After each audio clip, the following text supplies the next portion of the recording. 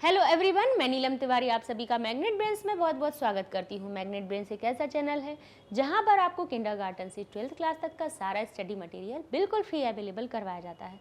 तो जैसा कि हमने आपको लास्ट वीडियो में कहा था कि अब हम अपना एक नया पाठ विचित्र साक्षी हम यहाँ पे पढ़ने जा रहे हैं। विचित्र का अर्थ होता है बिल्कुल अनोखा और साक्षी का अर्थ होता है हमारा कि साक्ष्य। साक्ष्य का अर्थ हमारा क्या हुआ कि सबूत, जो कहते हैं ना कि सबूत, या आप कहें कि आपका गवाह, यानी साक्ष्य, प्रमाण। प्रमाण शब्द कहें, साक्ष्य शब्द कहें, या हम गवाह कहें या साक्षी कहें, तो इसमें कहा है कि विचित्र एक गवाह इसमें आया, विचित्र प्रमाण मिला। क्या किस चीज में विचित्र प्रमाण मिला? विचित्र साक्षी, यानी विचित्र प्रमाण मिला, विचित्र गवाह है इसमें। अब कैसी गवाह है, अर्थात इसमें क्या कहानी है, इसको अब हम जानने के लिए पहले इसकी प्रस्तावना को पढ़ लें कि इसमें प्रस्तावना को समझने से हमें पाठ का अंदर का सारांश समझ में आ जाता है कि भाई अब इसमें हम पढ़ने वाले क्या हैं। तो कहते हैं अयम पाठ, यानी इस पाठ में, अयम पाठ, यह पाठ ओम प्रकाश ठाकुर विरचित कथायाः, ओम प्रकाश ठाकुर द्वारा विरचित कथायाः, कथा से मूल्य संपादित अंशः अस्ति। कथा में से जो कथा जो संपादित गई है उसका अंश है, पूरी नहीं है। कथा क्या है? उसका एक अंश है। यम कथा, इस कथा में बोले क्या, बंग साहित्यकार, बंगाल के जो साहित्यकार हैं बंकिम चंद्र चटर्जी द्वारा बोले न्यायाधीश रूपेण, बंकिम चंद्र चटर्जी के द्वारा न्यायाधीश के रूप में प्रदत्त निर्णयों परि, यानी बंकिम चंद्र चटर्जी द्वारा न्यायाधीश में के द्वारा, न्यायाधीश रूप के द्वारा बोले प्रदत्त निर्णय, दिया गया निर्णय के ऊपर आधारित है। कि बंकिम चंद्र चटर्जी जब न्यायाधीश के रूप में थे तब उन्होंने जो निर्णय जो प्रदत्त यानी दिया था उसके ऊपर ही, उसके ऊपर आधारित है। ठीक है। न्यायकर्तारः, जो न्यायकर्ता थे वो सत्य असत्य निर्णयार्थम, सत्य और असत्य के निर्णय के लिए बोले यदा कदा, जब तब, जब कभी बोले क्या किया, बोले तादृशी नाम, उस प्रकार के युक्ति नाम, युक्तियों को प्रयोगम कुर्वन्ति, प्रयोग करते हैं, या भी यानी जिससे या जिसके द्वारा प्रमाणम, प्रमाण के बोले प्रमाणम बिनापि, प्रमाण ना होते हुए भी, प्रमाण के बिना न्याय है स्यात्, न्याय हुआ। जहां पर कोई यहाँ पर जब न्याय किया, किन्होंने, बंकिम चंद्र चटर्जी द्वारा न्याय किया गया, तो उन्होंने ऐसी ऐसी युक्तियों का प्रयोग किया जिससे कि बोले प्रमाणम बिना, कोई प्रमाण नहीं था, कोई सबूत नहीं था, उसके बिना भी न्याय है स्यात्, न्याय हुआ। अस्याम बोले देखिए कथायाम अपि, इस कथा में, इस कथा में भी मूल्य न्यायाधीशेन, न्यायाधीश के द्वारा तथैव मार्ग आचरितः, उसमें भी वही मार्ग आचरित किया गया है। किस पर आधारित बनाई गई है उन्होंने ये कथा? यह कथा एक, कहते हैं ना कि ये सही बायोग्राफी बना देते हैं, या फिर कहते हैं कि हम एक किसी सत्य घटना पर आधारित, कभी कभी आपने देखे होंगे ना, कोई मूवी भी होती है, कोई आपके सीरियल्स भी होते हैं जो हम कहते हैं कि ये सत्य घटना पर आधारित है। तो ऐसे ही जो विचित्र साक्षी जो हमारी कथा है, इस कथा में ये नहीं है कि वो बंकिम चंद्र चटर्जी का नाम लिया, यहाँ पे उस वो जो घटना हुई थी उस घटना पे आधारित ये कथा लिखी गई। ठीक है। कौन सी घटना हुई? बोले इस कथा में न्यायाधीश ने बोले ऐसी ऐसी युक्तियों का प्रयोग किया है जो उस समय पे बंकिम चंद्र चटर्जी द्वारा भी किया गया था, और साक्ष्य ना होते हुए भी, सबूत ना होते हुए भी उन्होंने क्या किया था? निर्णय किया था। तो कह रहे अस्याम, इस कथा में भी बोले न्यायाधीश के द्वारा तथैव मार्गः आचरित, वही मार्ग, उसी मार्ग को क्या आचरित किया गया, उसी मार्ग पर चलकर उन्होंने न्याय किया। ठीक है। अब आगे चलते हैं, तो पढ़ते हैं अब हम अपने पाठ को। तो कहानी शुरू करते हैं। कथा है ये हमारी विचित्र साक्षी। कहते हैं कश्चन यानी किसी, कश्चन निर्धनो जनः, किसी गरीब आदमी ने, कश्चन निर्धन जनः यानी कोई निर्धन जन ने, भूरी, भूरी का अर्थ हुआ निर्धन जन, तो आपको समझ में आ गया। कश्चन यानी कोई, निर्धनो जनः, अब ये आप कहेंगे निर्धनो ओ की मात्रा का क्या अर्थ निकल रहा है। ओ की मात्रा यहाँ पे निर्धनः शब्द और जनः शब्द को करें तो यहाँ पे संधि पद दे दिया और विसर्ग की जगह पे ओ की मात्रा लगा दी। ठीक है, किसी निर्धन जन ने, किसी एक कैसे गरीब आदमी ने, भूरी यानी बहुत अधिक परिश्रम करके, बोले क्या किया, किंचिद यानी कुछ, किंचिद का अर्थ क्या हुआ, कुछ, वित्तम उपार्जितवान, वित्त का उपार्जन किया, वित्त का उपार्जन किया। अभी जब लास्ट वीडियो में हमने वान शब्द आपको बताया था, तो अब हम आपको फिर से थोड़ा से रिवाइज करवा दें। ये कथा चल रही है यानी भूतकाल की बात हो रही है, लेकिन यहाँ पे निर्धन जन कौन है, बोले प्रथमा विभक्ति में लगा हुआ है, इसीलिए ये इक्तवतु बताया है।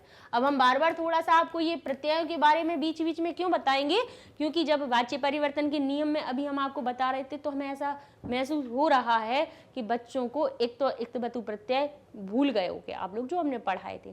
तो इसलिए अब हम बार बार आप लोगों को याद दिलाने के लिए हम ये चीज बताएंगे कि जहाँ पे आपको तह दिखेगा वाच्य परिवर्तन में, उसमें वहां पे आप वान करना है। अब जब बार बार उस चीज को बोलेंगे तो आप कहीं पे कभी गलती नहीं करेंगे। तो यहाँ पे इक्तवतु प्रत्यय लगाया गया, तभी यहाँ पे वान है। वान शब्द आपको बताएगा कि ये कौन सी, किसी क्रिया में जब वान लगा हो तब समझ लीजिएगा यहाँ पे ये इक्तवतु प्रत्यय हो रहा है। ठीक है, तो कोई निर्धन जन बहुत परिश्रम करके, किंचित यानी कुछ, वित्तम उपार्जितवान, वित्त को उपार्जित करता है। ठीक है, उसने कुछ वित्त का उपार्जन किया।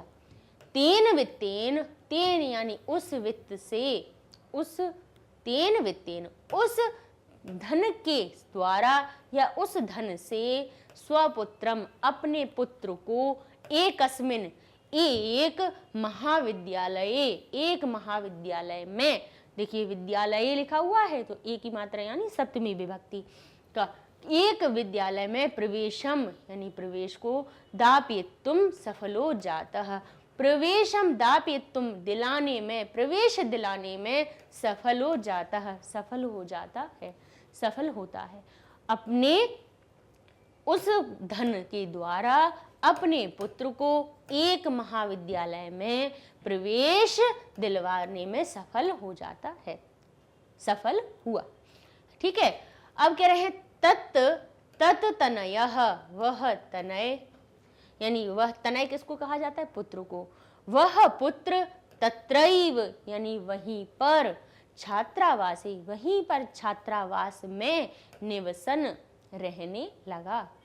निवसन अध्ययने, निवसन रहते हुए, बोले अध्ययने संलग्न, अध्ययन में संलग्न, संभूत, अध्ययन में संलग्न हो जाता है। ठीक है, एकदा एक बार, सपिता एक बार वह पिता, तनुजस्य, तनु शब्द किसके, तनुज शब्द किसके लिए आता है हमारे, ये हमारे पुत्र के लिए आता है। तो कह रहे एकदा एक बार, सपिता वह पिता, तनुजस्य यानी पुत्र की, रुग्णताम अकारण्य यानी कह रहे हैं बोले रुग्णता यानी रोग के कारण, रोग के कह रहे हैं ना यहाँ पे देखिए, रोगताम यानी रोग के, अकारण्य यानी कारण, व्याकुलो जाता, व्याकुल हो जाता है। पुत्र, पुत्र द्रष्टुम, पुत्र को देखने के लिए, तुमुन प्रत्यय में के लिए का अर्थ निकलता है, तो कह रहे पुत्र को देखने के लिए, च प्रस्थितः व्याकुल हो जाता है, और पुत्र को देखने के लिए प्रस्थितः चल देता है, तुरंत चल देता है यानी चल पड़ता है। परमार्थ, परमर्थ अब क्या कह रहे हैं, परमर्थ काश्रयेन यानी परमर्थ यानी धन के, अश्रयेन यानी कमी के होने पर, बोले कमी होने से क्या, परमर्थ काश्रयेन यानी धन की कमी से पीड़ित, धन की कमी से पीड़ित वह बस यानम विहाय, बस यान को छोड़कर, पदातिरेव, पद यानी अपने पैरों के द्वारा बोले प्राचलत, चल दिया, चलने लगता है, पैदल ही चलने लगता है। बोले पदातिरेव, पैरों से ही, पद देखिए पद शब्द हो गया पैरों के लिए, और एव यानी हमारे हो गया ही, यानी पैरों से ही प्राचलत, पैरों से ही चलने लगता है, यानी पैदल ही चलने लगता है। ठीक है, पैदल ही चलता है। अब आगे देख लेते हैं क्या हुआ। पदाति अक्रमेण, यानी देखिए पदाति क्रमेण, या पैरों से, क्रमेण का अर्थ होता है धीरे धीरे, क्रम से चल रहा, धीरे धीरे चल रहा, तीव्र नहीं जा रहा, तो क्या कह रहे हैं, पदाति क्रमेण, पैरों से धीरे धीरे, पैदल धीरे धीरे संचलन, चलते हुए, सायं समय, सायं समय, अब क्या हो जाता है, बोले शाम का समय, शाम के समय में, अब शाम के समय में जब वो पैदल धीरे धीरे चलता है तो अपि असौ, वह भी बोले गंतव्याद, चलते हुए भी, कहते बोले धीरे धीरे चलते हुए भी शाम के समय। अब यहाँ पे देखिए समय अपि असौ, ये जो शब्द बना है उसमें हमारे 3 शब्द जुड़े हुए हैं, समय, और ये जो आ बना हुआ है, ये अब अग्र हमने बताया था, ये आ की निशानी होती है, तो यहाँ पे ये आ जाएगा, और जो प्य लिखा हुआ है सौ, तो इसमें से अप्य में से अपी निकल जाएगा, और या में से आ निकल जाएगा, और असौ बन जाएगा। देखिए अर्थ अलग अलग करके बताएंगे तो समय अपि असौ, यानी भी और वह। अब इसका अर्थ है वह, और इस अपि का अर्थ है भी, और इसका अर्थ हुआ समय। ठीक है, अब वो क्या कह रहे हैं कि पदाति क्रमेण, पैरों से धीरे धीरे संचलन, चलते हुए, सायं समय, शाम के समय में पैरों से धीरे धीरे चलते हुए, बोले भी वह, चलते हुए भी, शाम के समय में चलते हुए भी, वह बोले असौ, यानी वह गंतव्याद, यानी गंतव्याद, यानी गंतव्य का अर्थ क्या होता है, जहां पर वो जा रहा है उसका स्थान, पहुंचने के स्थान से दूरे आसीत, गंतव्याद दूर आसीत। आत शब्द लगा है, पंचमी विभक्ति लगी हुई है, गंतव्य शब्द में आत लग गया, गंतव्यात बन गया, यानी जो हमारा उसका स्थान था, गंतव्य स्थान था, जहां के लिए वो जा रहा था उससे दूर था। ठीक है, गंतव्यात दूरे आसीत, गंतव्य शब्द में पंचमी विभक्ति लगी है, अर्थात दूर का अर्थ उससे दूर है ना, अलग होने का अर्थ है, तो गंतव्य से दूर था। निशा अंधकारे, अब वो क्या कहता है, अब वो क्या सोचता है, बोले निशा अंधकारे, निशा के यानी रात्रि के अंधकार में, प्रसृते, जहां पे फैला हुआ है, रात्रि के अंधकार में फैले हुए, बोले कैसे, बोले विजने प्रदेशे, बिना जन के, विजने का अर्थ हुआ, वी का अर्थ हुआ बिना के का, देखिए वी जो उपसर्ग है वो बिना का अर्थ बता रहा है यहाँ पे, यानी बिना जन के प्रदेश में पद यात्रा, पैदल जो यात्रा है, ना शुभ वाहा। अब वो क्या सोचता है, कहता है कि निशा अंधकारे, निशा अंधकारे, रात्रि के अंधकार में, रात्रि के अंधकार में फैले हुए, बोले विजने प्रदेश, ऐसी विजन प्रदेश में जहाँ पे कोई जन नहीं है, बिना आदमियों का ऐसा जो प्रदेश है, उसमें पद यात्रा, पैदल यात्रा नव शुभ वाहा, शुभ वाहक नहीं है, यानी शुभ नहीं है, अच्छी नहीं है, सही नहीं है। तो क्या कहेगा, एवं विचार, ऐसा विचार करके, स यानी वह, पार्श्व स्थिते, पार्श्व यानी पास में स्थित ग्रामे, पास में स्थित ग्राम में, रात्रि निर्वासम, रात्रि में निवास, करतुम करने के लिए क्या कहता है, बोले कंचिद, बोले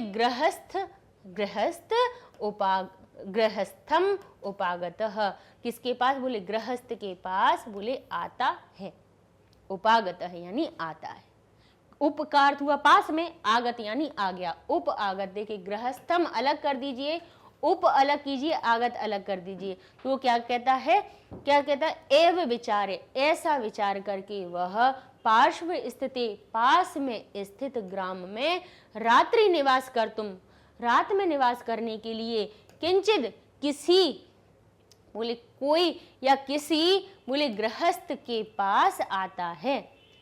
करुणा परो यानी दयालु, करुणा परो किसके लिए, बोले करुणा परह शब्द आता है दयालु के लिए, और विसर्ग हटा तो यहाँ पे ओ की मात्रा लगी है, तो कह रहे हैं करुणा परो, करुणा पर यानी करुणा के साथ वाला यानी दयालु ग्रही।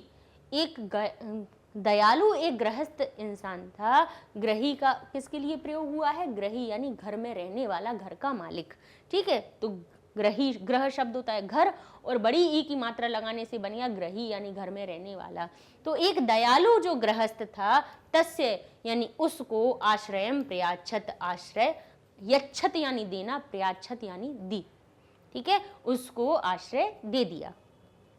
समझ में आ गया इसका कि पदाति क्रमेण संचलन, पैदल पैदल धीरे धीरे चलते चलते, सायं समय, शाम के समय में धीरे धीरे चलते हुए भी वह गंतव्यात दूरे आसीत, गंतव्य से बहुत दूर था।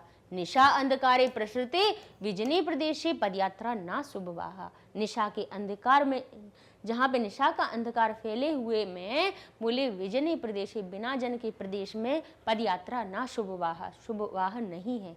एवं विचार, ऐसा विचार करके स वह पार्श्व स्थिति, पास में स्थित ग्रामे रात्रि निवासिम कर्तुम यानी रात्रि में निवास करेगा, यानी रात में वहां पे निवास करने के लिए कंचित गृहस्थम उप आगतः, किसी गृहस्थ के पास आता है। करुणा परो यानी दयालु जो ग्रही था, तस्य यानी उसको, आश्रयम प्रयाच्छद, आश्रय दे देता है। ठीक है, अब हम आगे की कथा पढ़ने से पहले हम उसकी, ये जो हमने इतना पैराग्राफ अपना पढ़ा उसकी शब्दों को देख लेते हैं, फिर उसके बाद हम आगे की कथा शुरू करेंगे। जैसे कहचन, कश्चन जो शब्द था उसका अर्थ बनता है कहचन। ठीक है, ये जो श है वो हमारा किस में परिवर्तित हो जाएगा? अपन बहुत सारी अपन संधियां, देखो अब डेली इसी चीज को पढ़ते चले आ रहे हैं ना, तो अब अपन को करने में भी कठिनाई नहीं होगी ज्यादा। इसीलिए किसी चीज को बार बार दोहराते भी हम इसीलिए हैं कि आप उसको सुन सुन के ही आपको याद आ जाएगी। अब कहीं पे भी आपको कश्चित, कश्चन, शा और चा आधा दिखेगा तो वहीं पे आप उसको निश्चल, निश्चित, जहां पे आपको शा और चा आधा दिखेगा तो वहीं पर आप शा को विसर्ग में परिवर्तित कर देना और बाकी का शब्द बाहर निकाल दीजिएगा, विसर्ग संधि का नियम हो जाएगा। ऐसे निर्धन, निर्धन में भी रा आगे बीच में जहां पे दिखे तो आगे वाले शब्द पे आपको विसर्ग लगा देना है। अगर हमें क्या समास करना है तो क्या करेंगे? निह शब्द को यहाँ पे व्यंजन होने पर रा में परिवर्तित कर देंगे, रत्व संधि पढ़िएगा नियम। ठीक है, तो क्या बन जाएगा? ये हमारा निर्धन शब्द बन जाएगा। ऐसे किंचिद, किंचिद शब्द लिखा हुआ है, अब इसमें क्या करेंगे? बोले ये जो इंगा आया है, यहाँ शब्द जो आया है वो किससे आया है? पहले तो देखिए किंचित जब हमें अलग करना है तो क्या करेंगे आप? जो कि शब्द है उसको अलग लिख देंगे, दा को अलग लिख देंगे। अब आपको बदलना क्या है? बोले इनको बदलना है। ठीक है, तो ये जो ची शब्द है तो चित शब्द हमारा इधर निकालना है, तो चित को तो हम अलग कर देते हैं। चित से हमें पता है कि ये दा किस में परिवर्तित? ता दा में परिवर्तित होता है। जशतुन संधि के अपन ने कितनी बार नियम हम आप बता चुके हैं कि दा जहां पे भी आपको पीछे दिखे तो उसको ता में परिवर्तित कर देना। हो गया। अब ये हमारे पास क्या बचा? की बचा और ये इंगा बचा है। ये इंगा हमारा, हमें अनुनासिक में हमने पढ़ा है कि यहाँ पर ये कब परिवर्तित होता है? जब इसके पीछे बोले कोई भी अनुनासिक वर्ण होता है। तो अब अनुनासिक वर्ण में अब आप देखेंगे कि माँ जब होता है, मोनुस्वार अपन ने देखा है ना, मोनुस्वार देखी है हमने, अनुनासिक संधि देखी, तो उसमें ही ये जो इंगा होता है वो माँ से मिलकर ही ये इंगा बनता है। तो किम हमारा अलग हुआ और चित हमने अलग कर दिया। क्योंकि चेक करने का अगर तरीका देखें कि हमने सही किया क्या नहीं, तो हम कहेंगे कि माँ के बाद, हम कहते हैं ना किसी भी अनुनासिक वर्ण के बाद कौन सा उसका प्रथम वर्ण आ जाए, किसी भी वर्ग का प्रथम वर्ण आ जाए, तो जो माँ होता है वो किस में परिवर्तित हो जाता है? इसी के पंचम वर्ण में परिवर्तित हो जाता है। तो ये जो चा के मेल में ये जो माँ था हलंत वाला, ये चा वर्ग के ही पंचम वर्ण में परिवर्तित हुआ था, तो ये किंचित बन गया था। ठीक है, तो यहाँ पे हमने किंचित अलग कर दिया। ऐसे ही वित्तम अलग किया, उपार्जितवान हमने अलग कर दिया। ठीक है, इसमें अगर फिर अगर प्रत्यय भी निकालना है तो हम प्रत्यय प्रकृति फिर हम अलग निकालते हैं। भाई अगर संधि विच्छेद करते हैं तो उसमें जो दो शब्द हैं, उपार्जितवान एक हमारा प्रत्यय के साथ में एक पद बनता है, उपार्जित किया या इकट्ठा किया। ठीक है, वित्तम शब्द हमने अलग निकाल दिया, दो शब्दों में जहाँ जहाँ दो शब्दों में शब्द संधि हुई है उसको हमने अलग कर दिया। यहाँ पे संधि नहीं, यहाँ पे प्रत्यय जुड़ा हुआ है, तो प्रत्यय को अभी हमें प्रकृति प्रत्यय तो अलग करना नहीं है, सिर्फ संधि में करना है, तो दो पदों को अलग कर दिया। एक हमारा वित्त था, एक उपार्जित था, तो दोनों को अलग अलग कर दिया। ठीक है, तो वित्तम शब्द हमने फलम की तरह निकाला, और यहाँ से देखिए जहाँ से स्वर हमें दिख जाए उसको हमें अलग कर देना है। वित्त शब्द वित्तम नपुंसक लिंग की तरह निकालेंगे, और छोटे ऊ की मात्रा अपने मूल रूप में आके अलग हो जाएगी, तो उपार्जित हो जाएगी। ऐसे तत्र लिखा हुआ है, तत्र एव लिखा हुआ है, और अ और ए के मेल से कौन सी मात्रा बनती है? ऐ की मात्रा बनती है, तो यहाँ पे रूप क्या बन जाएगा? तत्रैव बन जाएगा। ठीक है, ऐसे छात्रवासे, बोले छात्रावासे, छात्रावासे होता है, सॉरी इसमें गलत लिखा हुआ है, छात्रावासे छात्रावासे होता है, तो छात्र का आवास, छात्र अवस नहीं होता है, आवास होता है। आवास का अर्थ होता है रहने वाला, जहाँ पे वास किया जाए, जहाँ पे रहा जाए। ठीक है, तो छात्रों का आवास, तो छात्र शब्द पहले हम उसमें अलग निकालेंगे और फिर इसमें से आवासी अलग निकालेंगे। अब आप सोच सकते हो कि ये छात्रावास शब्द लिखा था, तो त्र आधा भी तो निकाल सकते थे, है ना, त्र आधा निकाल सकते थे। बोले लेकिन क्यों नहीं निकाला है? बोले आधा त्र क्यों नहीं निकाला? पहली बात तो ये कि जो छात्र है हमारा एक संज्ञा शब्द है, और ये कैसा है? अकारांत है। पहली बात तो हमें पता है कि ये अकारांत शब्द है, इसमें हलंत नहीं लगाया जाता है। नपुंसक लिंग में जरूर हलंत लगते हैं, वो भी फल में नहीं लगता है, उसमें जो माँ पीछे लगता है उसमें हलंत लगता है। ये नहीं है कि फल कोई आधा लिख दें, नहीं, मूल शब्द तो अपने मूल रूप में रहता है, उसमें हलंत नहीं आता। अब पहले तो ये एक नियम यही हो गया कि हमें पता है कि छात्र एक संज्ञा शब्द है, जिसको जाति सूचक संज्ञा है, जिसमें हलंत नहीं आता। और भी क्या तरीका है इसको देखने का कि ये छात्र आवासी हमने सही निकाला कि नहीं? वो नियम ये है कि यहाँ पर जो ये बड़े आ की मात्रा जो बनी है, वो कहती है कि दोनों तरफ आ होगा तभी मैं बड़ा आ बनूंगा। जो बड़ा आ बनता है, बड़े आ की मात्रा जो बनती है, वो दोनों तरफ आ के होने पे ही बनती है। भले यहाँ पे छोटा हो सकता है, यहाँ पे बड़ा हो सकता है, यहाँ बड़ा हो सकता है, यहाँ छोटा, लेकिन आ का होना जरूरी है। दीर्घ संधि कहती है हमारी। तो यहाँ पे तब हम समझेंगे कि जब छात्र में अ होगा तभी वो आ से मिलके छात्रावासे बनेगा, नहीं तो छात्रवसे लिखा होता। ठीक है, तो क्या बना? छात्रावासे। अब ऐसे ही कह रहे हैं तत्तन्याः, तो तत हमारा एक क्या निकल आया? बोले तत हमने एक सर्वनाम अलग किया, और संज्ञा शब्द इसमें क्या लिखा है? तनय लिखा है, तो तनय को अलग कीजिए। तनय जैसे ही अलग किया तो बचा क्या उसमें? तत हमें पता है वह के लिए प्रयोग होता है, वह शब्द का पुरलिंग के लिए तत् प्रयोग होता है ना, तो वहीं पे देखिए तत् शब्द हमने अलग कर दिया सर्वनाम शब्द, और तनय हमने अलग कर दिया। देखिए व्याकरण क्यों पढ़ना जरूरी है? कि व्याकरण से ही हमारे शब्दकोश में वृद्धि होती है ना। शब्दकोश में वृद्धि कब होती है भाई? जब अब हम पढ़ते हुए आ रहे हैं कि तत् का क्या रूप बनता है, हमारे जो उनके उसके फिर सह तऊ ते जो बनाते हैं उनके क्या रूप बनते हैं। जब तक हम पढ़ेंगे नहीं तब तक हमें कैसे पता चलेगा कि यहाँ पे तत् जो शब्द है वो वह का रूप है ना। तनय शब्द है, तनय हमारे पुत्र के लिए प्रयोग होता है, तो इसलिए बार बार देखो बता भी देते हैं, नहीं पढ़ा हुआ तब भी आप समझ जाएंगे। ऐसे परमार्थ, देखिए ये परमार्थ लिखा हुआ है, परमार्थ लिखा होता है। ठीक है, तो परम अर्थ क्या होता है? परम, और परम अर्थ लिखा हुआ है, परम का हलंत। अगर यहाँ पे परम अर्थ लिखा हुआ है, सुनिए देखिए, अगर ये परमर्थ शब्द है तब हम इसको क्या निकलेंगे? यहाँ पे परम शब्द फलम की तरह निकालेंगे और इसमें से आ निकाल के अर्थ कर देंगे। और यहीं पर एक और शब्द आता है परमार्थ भी लिखा होता है। तब जब परमार्थ अगर अलग करोगे तो यहाँ पे माँ को पूरा लिखना। हम दोनों चीजें आपको बता दे रहे हैं, दोनों कंडीशन बता दे रहे हैं। देखिए एक आपके सामने आ सकता है परमर्थ और एक आ सकता है परमार्थ। ठीक है, दोनों का अगर संधि विच्छेद करेंगे तो परमर्थ शब्द में अगर बड़े आ की मात्रा नहीं है, अगर नहीं है तो क्या करना है? बोले जो पीछे वाला था है उसमें आ देना है, तो परम में की माँ को आधा करना पड़ेगा, तब हमारे पास आ मिलेगा। और लेकिन जबकि अगर यहाँ पे एक बड़े आ की मात्रा है, यानी हमें यहाँ पे दो मात्राएं मिल रही हैं, तो हम ये जो परम शब्द है उसको पूरा लिखेंगे और यहाँ पे अर्थ लिख देंगे। यानी एक आ इसको दे दिया, एक आ इसको दे दिया। ठीक है, तो ये हमने आपको बता दिया भाई 2 तरह से वो पूछ सकते हैं। आगे देखते हैं कि जैसे निशा अंधकारे, तो निशा शब्द अलग निकाला और अंधकार अलग निकाला। तो निशा और अंधकारे, फिर से वही बात आ गई, वही हमारी दीर्घ संधि का यहाँ पे भी नियम फॉलो होगा।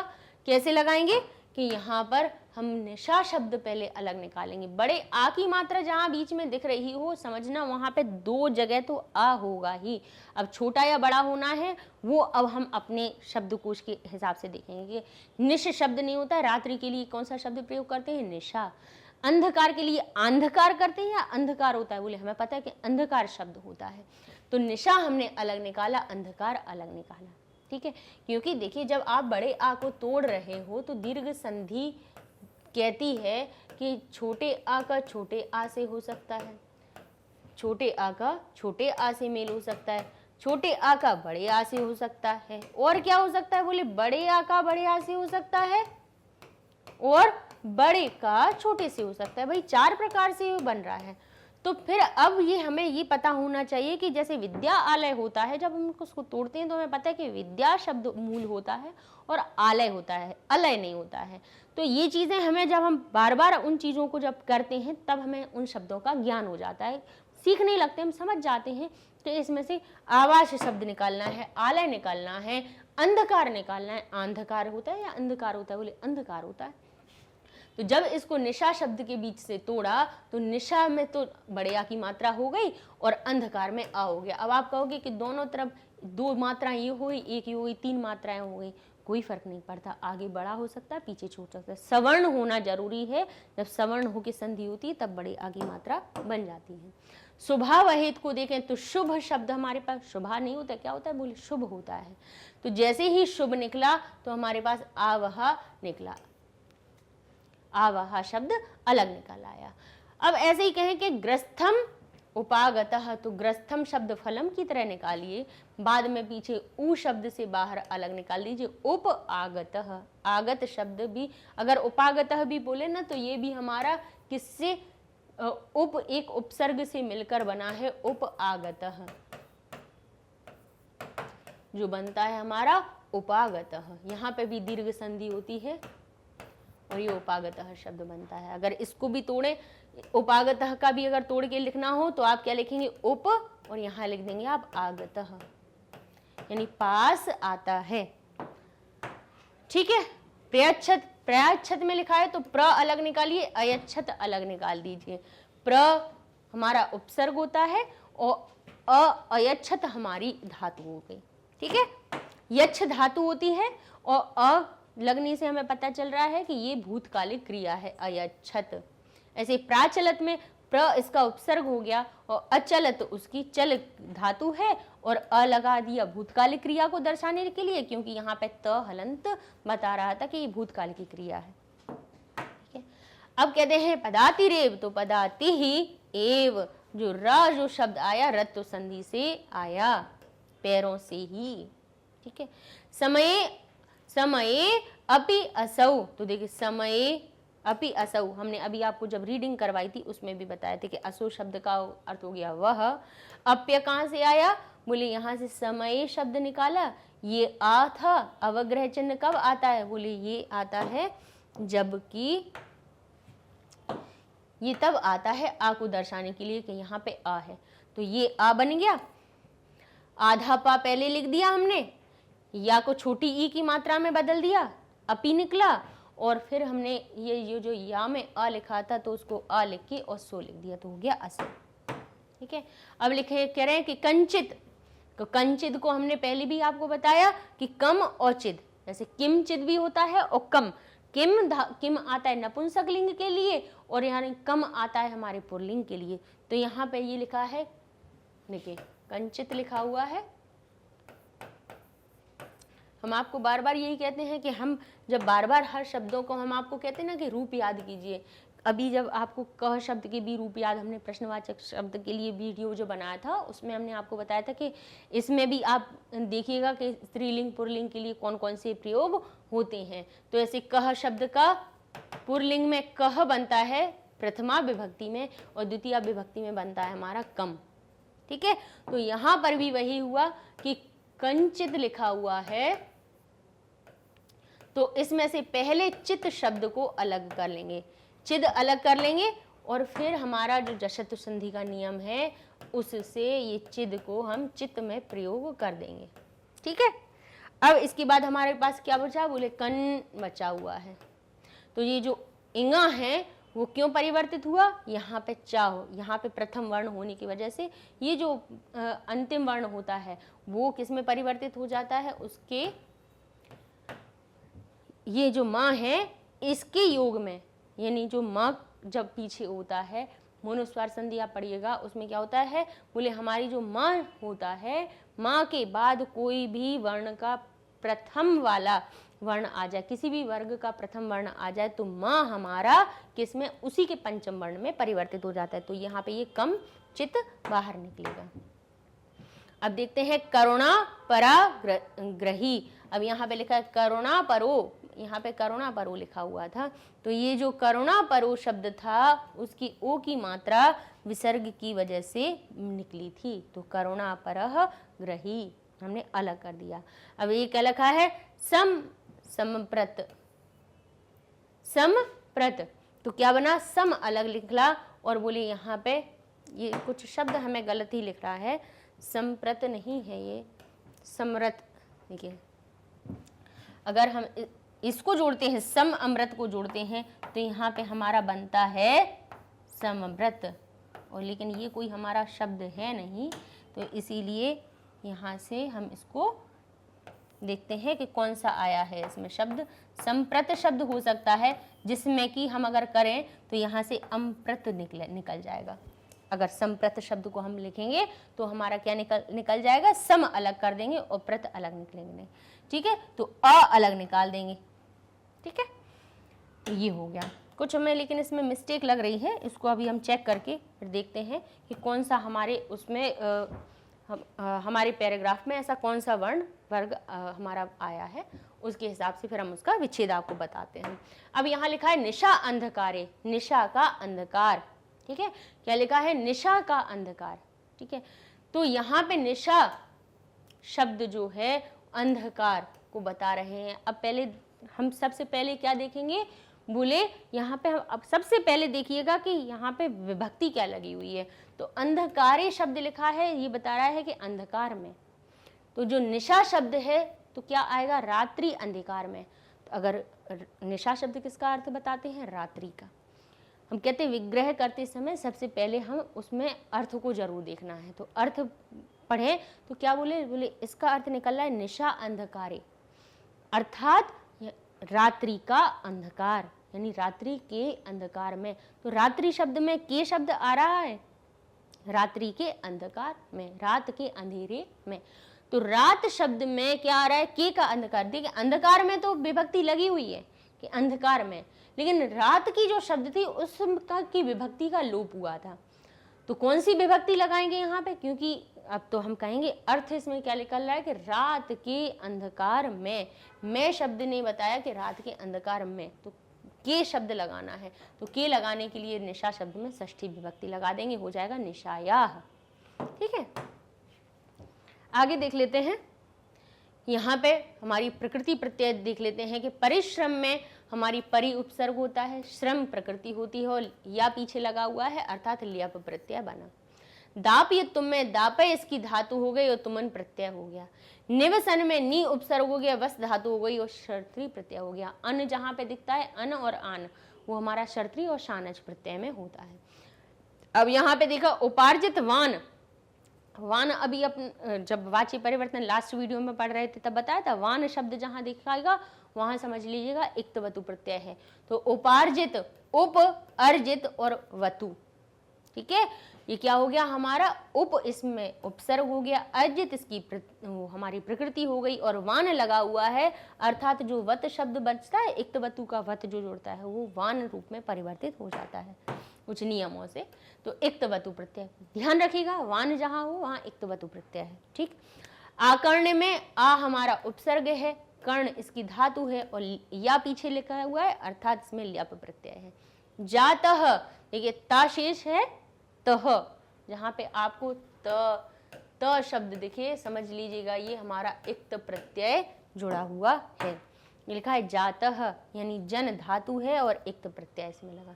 प्रस्थित में देखें तो प्र इसका उपसर्ग है, स्था धातु है और यहाँ पे भी देखिए प्रस्थित तह लिखा हुआ है, यहाँ पे तह लिखा है अर्थात यहाँ पे इक्त प्रत्यय है। विहाय में देखिए तो वी इसका उपसर्ग है, हा इसकी धातु है और ल्यप इसका प्रत्यय है, क्योंकि या पीछे आ गया ना तो यप या किसका शेष बचता है, ल्यप का शेष बचता है। आगे देख लेते हैं, ऐसे कर्तुम में क्री धातु है, तुम पीछे बचा है तो तुम उन प्रत्यय बता दीजिए। स्थिते, स्थित देखिए स्थिते में एक ही मात्रा तो आई है सप्तमी विभक्ति से, जैसे राम में होता है वैसे स्थिति बन गया स्थिति में जिसका, लेकिन स्था इसमें धातु है और ता पीछे लग रहा है तो स्था धातु में इक्त प्रत्यय है, तभी वो ता उसमें आया। दृष्टुम तो दृश्य में तुमुन, पीड़ितः फिर देखिए ता आ गया यानी इक्त प्रत्यय। यहाँ पे देखिए संचलन तो सम इसका उपसर्ग है, चल इसमें धातु है और शर्तरी प्रत्यय पीछे ना लगा हुआ है, संचलन अन, हमने कहा ना कि अन जहाँ पे आपको दिखेगा वहां समझिएगा आपका शर्तरी प्रत्यय लगा हुआ है। गंतव्यात तो गम धातु है और तव्य, जहाँ पे गंतव्य व्य शब्द जहाँ दिख जाए आपको आधा व और या, वहीं पे आप लिख दीजिएगा यहाँ पे तव्यत प्रत्यय है, तव्यत पूरा लिखिएगा, हमेशा ध्यान रखिएगा तव्यत होता है। आपको कंफ्यूज करने के लिए वो क्या कर सकते हैं, बोले गंतव्यात जैसे लिखा हुआ था तो वो कह सकते हैं कि यहाँ पे या प्रत्यय है, कह सकते हैं दा प्रत्यय है या तव्य प्रत्यय है या कह सकते हैं व्या प्रत्यय है, और एक जगह लिख देंगे तव्यत प्रत्यय। तो हमें किसको सही करना है, तव्यत प्रत्यय को ठीक करना है। ठीक है, आगे देख लेते हैं अव्यय कौन कौन से आया। तत्रैव, तत्रैव का अर्थ होता है वहीं पर ही, और बोले तत्र यानी वहीं वहां, और एव लग गया ही लग गया तो वह शब्द बन गया, वहां शब्द बन गया वहीं। एकदा यानी एक बार, तो तत्रैव, तत्रैव एक महाविद्यालय अस्ति, वहीं एक विद्यालय है। बोले एकदा एक बार, बोले एकदा सा व्याकुल अभवत्, एकदा एक वनः अस्ति, एक बार एक वन था। एकदा एक ग्रामः अस्ति, एक बार एक गांव था। हाँ, एकदा एक ग्रामे, एकदा एक ग्रामे राजा निवसति, एक राजा रहता था। ठीक है, आगे देखें तो पर्याय आ जाते हैं। निर्धन को दरिद्र भी कहा जाता है, वित्त को धन कहा जाता है, उपार्जित का अर्थ होता है अर्जन करो अकरोत यानी अर्जन करना। अब आप कहेंगे यहाँ पे अकरोत क्या लिखा है, क्यों लिखा है ना, अपना करोती क्यों नहीं लिखा, कुर्वंती क्यों नहीं लिखा है, कुरुतः क्यों नहीं लिखा है, हमारी ये सारी लट लकार की क्रिया क्यों नहीं लगी, क्योंकि ये जो वान शब्द है ये वान जो है इक्तवतु प्रत्यय से निकलता है और इक्तवतु भूतकाल की क्रिया को बताता है। तो पर्याय जब भी बनाओगे तब उसको भी आप भूतकाल में ही पर्याय बनाएंगे। तो अकरोत हो गया, अर्जनम अकरोत, अर्जन किया। पीड़ित तो बोले रोगग्रस्त। विजने प्रदेशे है, विजन प्रदेश क्या होता है कि जहां पर कोई ना हो, तो बोले एकांत प्रदेश है, ऐसे एकांत प्रदेश को भी हम अपने विजने प्रदेश कहते हैं। भूरी यानी अत्यधिक, बोले अत्यधिक पर्याप्त। तनुजस्य, तनु किसके लिए होता है, बोले पुत्र के लिए, तो बोले तनुजस्य तो हो गया पुत्र से। तनु शब्द, तनुज कैसे बना, बोले तन से जिसका जन्म हुआ हो, तो वो कौन होता है, पुत्र। आत्मज, ठीक है। आपत्य, ये जो शब्द होते हैं वो हमारे पुत्र के लिए या संतान के लिए प्रयोग होते हैं। प्राचलत यानी अचल यानी चलता है। आगे देखते हैं, पार्वे यानी समीपे। स्वपुत्रम पार्श्वे हो, यहाँ पे पार्वे नहीं है पार्श्वे होगा, पार्श्वे यानी समीप के। स्वपुत्रम अपने निज पुत्र को स्वपुत्र भी कहते हैं, जन को नर भी कहते हैं। संलग्न को होता है लीन होना, मग्न होना। शुभावह का होता है कल्याणप्रद, शुभा आवह यानी जो कल्याणकारी हो, और बोले अशुभावह यानी जो शुभ नहीं हो। रात्रि को निशा भी कहते हैं। हमारे जातः को कहते हैं, जातः शब्द फिर से देख लीजिए, जो जातः जो त लगा हुआ है जन धातु में इक्त प्रत्यय, इक्त हमारा भूतकाल का होता है, तो इसीलिए भव धातु में भी हमने उसका जब क्या बताया, उसका पर्याय बताया तो भूतकाल वाला बताया, भवती नहीं बताया, अभवत बताया। छात्रावास, जहाँ पे छात्राणाम छात्रों की कृति आवास, छात्रों के लिए बनाया गया आवास, उसको छात्रावास कहते हैं। विजने यानी निर्जन, या एकांते। आगे देखते हैं, तनय को पुत्र कहा जाता है, पिता को जनक भी कहा जाता है, व्याकुल को विचलित भी कहा जाता है, समय को काले कहेंगे। समय में सप्तमी है तो काल में भी सप्तमी लगा लीजिए। उपागत का अर्थ होता है समीप आना, तो समीपम आगच्छत। निवसन का होता है वासम कुर्वन, निवसन तो वासम कुर्वन यानी निवास करना। बोले प्रस्थित यानी गतः, प्रस्थित यानी चल दिया, बोले तो गतः का अर्थ भी चल दिया। प्रस्त्र यानी प्रस्त्र, प्रसृत, प्रसृते क्या हो गया, फैला हुआ है ना, प्रसार जिसका हो गया हो तो विस्तृते। अब कह रहे हैं अर्थे कार्येन यानी अब यहाँ पे कार्येन लिखा हुआ है, ठीक है, यहाँ पे कुछ थोड़ी सी मिसप्रिंट की हुई है, तो क्या होगा, धन से अभावेन, धन का अभाव। ठीक, यहाँ पे शेय जरूर आएगा, अर्थ का शेन, ठीक है, यहाँ पे गलत शब्द लिखा हुआ है जिसका अर्थ है धन का अभाव। धन के अभाव को हम क्या कहेंगे, धन आकर्षण। अपने उसमें पाठ में का शब्द इसी में है लेकिन मिसप्रिंट हो गया, इसलिए वो उसमें कार्यन लिखा था, अर्थ कार्यन नहीं होता। ऐसे संभूत को क्या कहते हैं, अभवत। विहाय, विहाय का अर्थ होता है त्यागना, छोड़ना, तो त्यक्त्वा। विचार्य यानी विचार्य का अर्थ हुआ कि विचार करना, तो विचारम कृत्वा। अध्ययनेन यानी पठनेन, पठने, अब अध्ययने लिखा है तो पठने लिख दिया, अध्ययनेन लिखते तो पठनेन लिख देते। जो हमारी विभक्ति यहाँ पर लगी होगी वही विभक्ति हम उसके पर्याय में भी लिखेंगे। पर्याय पूछे जाते हैं बीच बीच में से किसी शब्द को उठाकर, इसलिए आपको बता दिया। अब कह रहे हैं स्वपुत्रम, तो अपने पुत्र को निज पुत्रम स्वपुत्रम कहते हैं, तो उसका उल्टा क्या हो जाएगा, बोले दत्तक पुत्र। अपना पुत्र जो नहीं हो वो दत्तक पुत्र। निर्धन का हो जाएगा धनिक। उपार्जितवान का हो जाएगा अनुपार्जित। उपार्जित यानी इकट्ठा करना, तो अनुपार्जित यानी नहीं इकट्ठा करना। तनय तो का हो जाएगा तनया, तनय यानी पुत्र, और तनया यानी पुत्री। करुणा का हो गया निर्दयता। सफल का हो जाएगा असफल। जातः का हो जाएगा जाता यानी हुआ, और अजातः यानी नहीं हुआ। प्रस्थित का हो जाएगा चल दिया, तो स्थित यानी एक जगह खड़ा हो गया। आगे देखते हैं, तो अध्ययने यानी पढ़ना, पढ़ने में तो बोले क्रीडने, खेलने में। अस्ति है तो था, उल्टा क्या हो जाएगा था। अस्ति का आसीत। दूरे तो समीपे। सायं तो प्रातः। छात्रावासे, छात्रावास तो उल्टा उसका हो जाएगा ग्रहे। बोले आश्रयम, जो आश्रय मिलना, बोले निराश्रयम, बिना आश्रय के। दिवा यानी दिन, तो उसका उल्टा निशा। ग्रामे को उल्टा नगरे। रात्रि का उल्टा हो जाएगा हमारा प्रातः। तो इस प्रकार से हमारे ये विचित्र साक्षी के कुछ पर्याय शब्द भी हमने बता दिए। पुत्रम का पुत्रीम, पिता का माता, आगतः का गतः, उपागतः पास आना तो आगच्छतः दूर जाना। अब कहते पीड़ित को प्रसन्न। अर्थकार्येन का हो गया अर्था, और हमारा हो जाएगा अर्थकार्येन यानी हमारा बिना धन का अभाव, तो अर्था यानी अर्थ के साथ। यानी अर्थ किसको कहा जाता है, अर्थशास्त्र पढ़ा है, अर्थ किसको कहते हैं, अपने धन को। धन को अर्थ भी कहा जाता है, ठीक है। अर्थ का अर्थ वही नहीं होता कि मीनिंग ही हो। अर्थशास्त्र यानी जहाँ पे हमारी पैसे या हमारी पूंजी का जहाँ पे ज्ञान होता है उसी को तो इकोनॉमिक कहते हैं, यानी जहाँ पे हमारे पैसे का, धन का, अर्थ का ज्ञान हो, उसी से तो अर्थशास्त्र बना हमारा। शुभावह का हो जाएगा अशुभावह, ठीक। तो इस प्रकार से हमारा ये विचित्र साक्षी का जो हमने पहला पैराग्राफ है उसको पूरा कर लिया, और उसमें आने वाले शब्दों को भी हमने पढ़ लिया। अब हम नेक्स्ट वीडियो में चलते हैं, उसमें हम आगे की कथा पढ़ेंगे कि जब अब उसने निवास किया उसके बाद क्या हुआ। तो नेक्स्ट वीडियो में फिर स्टार्ट करते हैं अपनी आगे वाली कथा को। तब तक के लिए धन्यवाद।